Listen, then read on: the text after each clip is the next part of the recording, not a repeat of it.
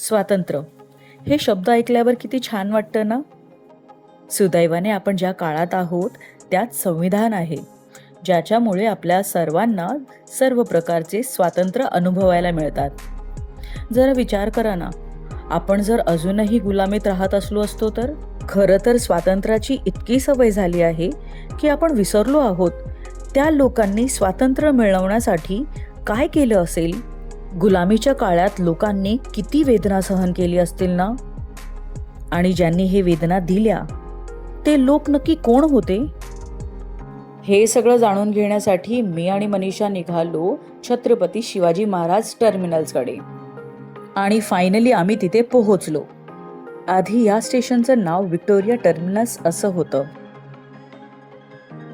आणि हे भारतातलं पहिलं रेल्वे स्टेशन आहे जिथून भारतातील पहिली ट्रेन सुरू झाली होती, तेही 16 एप्रिल 1853 साली, जिचा प्रवास बोरी बंदर ते ठाणे होतं.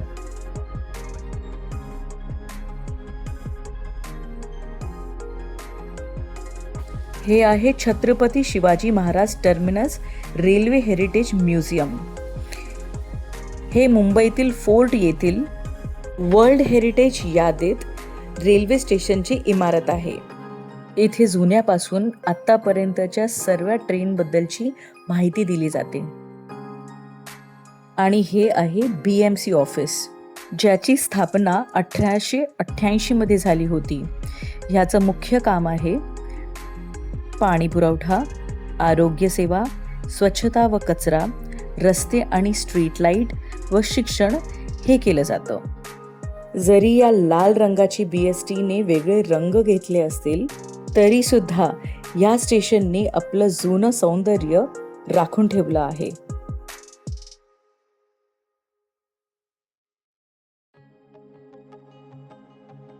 हे आहे GPO म्हणजे जनरल पोस्ट ऑफिस आणि ह्याचा पिनकोड 1 आहे. आणि इथे काम केलं जायचं standard mail dispatch, postal banking, saving accounts, parcel packaging आणि स्पेशलाइज होतं स्टॅम्प कलेक्शनसाठी. आणि हो, या बिल्डिंगमुळे लोक एकमेकांशी कनेक्टेड राहिले, तेही लिहिलेल्या पत्रांमुळे. आमचा पुढचा प्रवास अशा ठिकाणी होता जिथून ब्रिटिशर्स भारतात आले. नमस्कार, मी रेश्मा. नमस्कार, मी मनीषा. भेट आमची तुमची मध्ये तुम्हा सर्वांचं स्वागत आहे.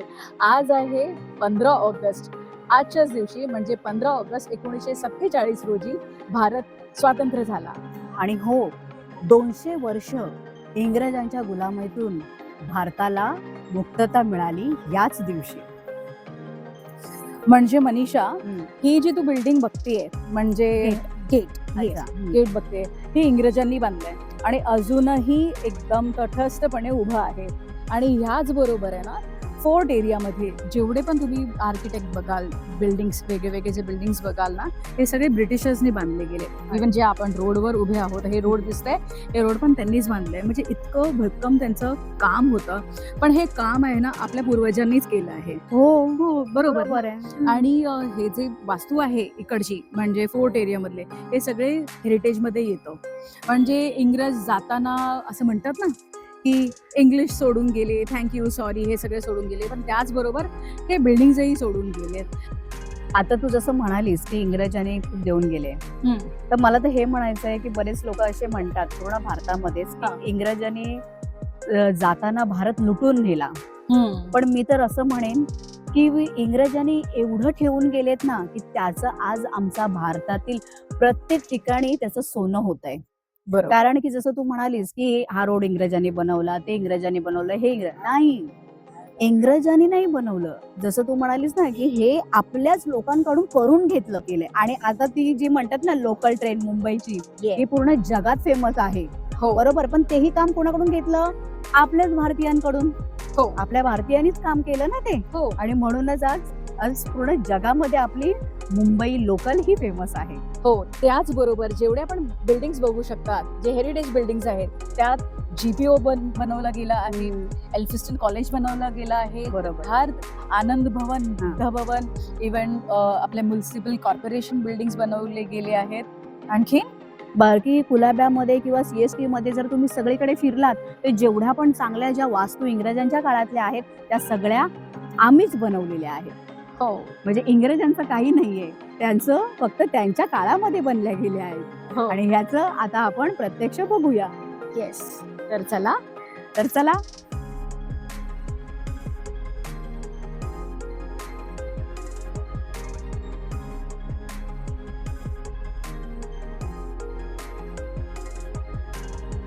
गेटवे ऑफ इंडिया हे मुंबईतील अरबी समुद्राच्या काठावर असलेला एक कमानीचा स्मारक आहे. राजा जॉर्ज आणि राणी मेरी यांच्या 1911च्या शाही भेटीच्या स्मरणार्थ हे बांधण्यात आलं होतं. आता जाणून घेऊया या हॉटेलबद्दलची माहिती. अगं मनीषा, हा, ही वास्तू कोणी बांधली तुला माहितीये? हे ताज हॉटेल माहिती आहे. हो, पण कोणी बांधलंय? उद्योगपती टाटा यांनीच बांधले. अगं हो, पण उद्योगपती JRD टाटा म्हणजे रतन टाटा यांच्या वडिलांनी बांधलंय. कशासाठी बांधलंय हे तुला माहितीये? थोडंसं माहिती आहे, पण तुला काय माहिती असेल तर सांग ना, मला तेवढं माहिती मिळेल. इंग्रजाच्याच काळामध्ये हा, जेव्हा JRD टाटा वॉटसन एक रेस्टॉरंट मध्ये गेले होते, रेस्टॉरंटच्या बाहेरच एक पाटी लावली होती की dogs and Indians are not allowed. काय बोलते? हो, आणि ह्याच गोष्टी मधून त्यांना इतका राग आला होता आणि त्या रागाचा त्यांनी बदला घेण्यासाठी त्यांनी स्वतः 1903 मध्ये ही वास्तू उभारली. आणि हे जे ना भारतीय लोकांसाठी प्राऊड मुवमेंट होता की एका इंडियन माणसाने, एका भारतीय माणसाने एवढी मोठी वास्तू बनवली जी आज जगभरात प्रसिद्ध आहे. आणि ते पण इंग्रजांच्या काळातच ती वास्तू बनवली. येस, नाकार टिचून. अरे वा, क्या बात आहे, हॅट्स ऑफ. येस. खरंच.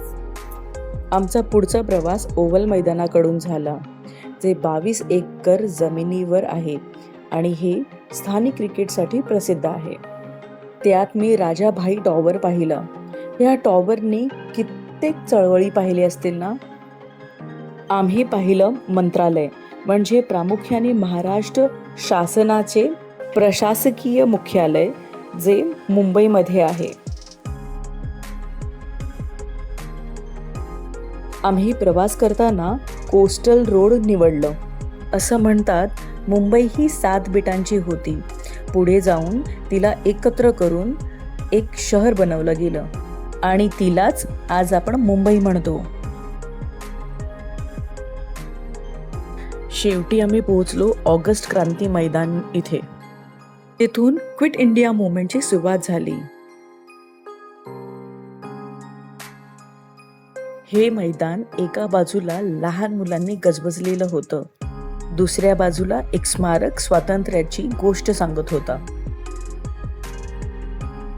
आम्ही आलो आहोत ऑगस्ट क्रांती मैदान येथील आणि हे मैदान मुंबईतील ताडदेव येथे आहे आणि हे मैदान एक ऐतिहासिक म्हणून ओळखलं जातं. याच मैदानामध्ये महात्मा गांधी यांनी ब्रिटिशांविरोधात म्हणजेच इंग्रजांविरोधात भारत छोडो चले जाओ ही हाक दिली होती. आणि हीच हाक इतकी पेट घेतली की तब्बल 5 वर्षानंतर म्हणजेच 15 ऑगस्ट 1947 रोजी भारताला स्वातंत्र्यता मिळाली. आणि म्हणूनच आपण आज भारतामध्ये स्वतंत्र राहत आहोत. भारत स्वतंत्र चळवळीमध्ये स्वातंत्र्य सेनानी आणि क्रांतिकारांनी आपल्या प्राणाची आहुती दिली आणि बऱ्याच जणांनी याच्यामध्ये सहभागी घेतला. त्यासाठी भेट आमची तुमच्याकडून ही छोटीशी मानवंदना. आणि हो, तुम्हालाही मुंबईमध्ये असे ऐतिहासिक ठिकाण माहिती असेल तर आम्हाला नक्की कमेंट बॉक्समध्ये लिहून कळवू शकता. धन्यवाद.